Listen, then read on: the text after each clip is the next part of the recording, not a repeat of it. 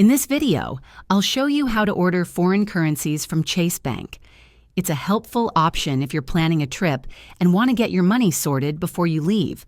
Let's jump right in. First, open the Chase mobile app or go to chase.com and log into your account. From the main menu, look for the Services section or use the search bar to find Foreign Currency.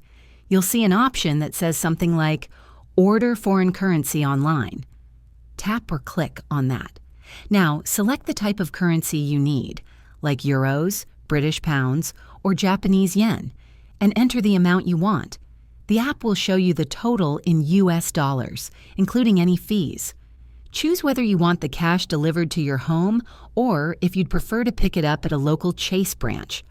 Not all branches offer pickup, so double-check before selecting. Next, confirm your order and choose how you'd like to pay, usually from your Chase checking account. Once confirmed, Chase will process your request and send a confirmation email with details on delivery timing or pickup instructions. Quick tip: it can take a few business days to receive your order, so plan ahead and don't wait until the last minute. If this helped you out, hit like and subscribe for more quick banking tips.